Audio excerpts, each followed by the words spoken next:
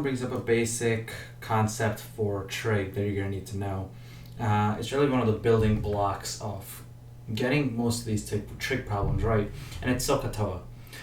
So if you're not comfortable with the SOHCAHTOA concept, check it out, but if you are, hopefully this refreshes your memory a little bit. So there's this phrase, and it's called SOHCAHTOA.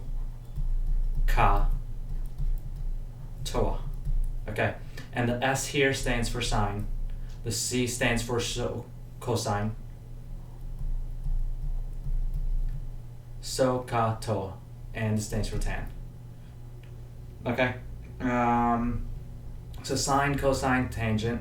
Keep that stuff in mind. The phrase again is SOHCAHTOA. The O stands for opposite, H stands for hypotenuse, and the A stands for adjacent. Okay, so let's just write this down: opposite, hype, adjacent, hype, opposite, and adjacent. So if you see sine, it's really opposite over hypotenuse, cosine is adjacent over hypotenuse, and tangent is opposite over adjacent.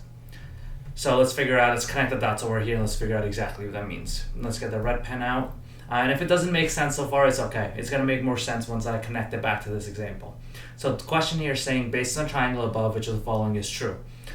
What we're going to do is we're going to work through all the answer choices. We're going to go through them individually, and we're going to see which one works out, okay? So sine of theta. Theta is that symbol right there, and it's saying sine of theta. And remember, from our SOHCAHTOA phrase, sine is opposite over adjacent. That's what sine is. So let's look at theta. Opposite of theta is the 3. So I know then if I'm figuring out sine of theta, 3 should be in the numerator, and the H stands for the hypotenuse. In this problem, or this triangle, they don't give me the hypotenuse, so I have to solve for it.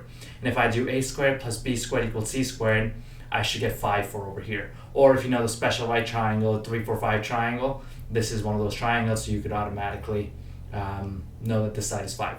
So the hypotenuse here will be 5. So sine of theta is opposite over hypotenuse. So opposite was 3, hypotenuse was 5. According to answer choice A, it's saying sine of theta is 5 over 3. That doesn't match up, so I can cross that out. Now let's check out cosine of theta. So again, theta is right there, and cosine, according to cosine is adjacent over hypotenuse. So here's theta. We know that 3 is opposite, and we know that 5 is the hypotenuse, so we know that 4 has to be the adjacent, and the denominator for cosine is the hypotenuse, which would be 5. And that does match up. Cosine of theta is 4 over 5, which is what we got, 4 over 5. So I know that B is going to be my answer. But let's just go through C and D just for practice purposes and see how these are not true. Sine of theta, we already calculated, right? Sine is opposite over hypotenuse. So opposite of sine is 3. And the hypotenuse is 5, which is what we had over here, 3 over 5. So that, again, is not going to be true. And then finally, let's calculate the tan. According to tan, it's opposite over adjacent. So what's opposite of theta? Opposite of theta is 3. So the 3 will go in the numerator. And adjacent is in the denominator for tan. So what's adjacent to that theta? 4. So it's 3 over 4. And again, this is really flipped around, so that won't be true. So the answer here is really B. So the cosine of theta is 4 over 5, because that's the only one. Based off our SOHCAHTOA rule, it's true. I can guarantee you at least one question is going to be from this definition or this little phrase. So have this memorized, watch this video again, try practicing this on your own. It'll definitely come up again.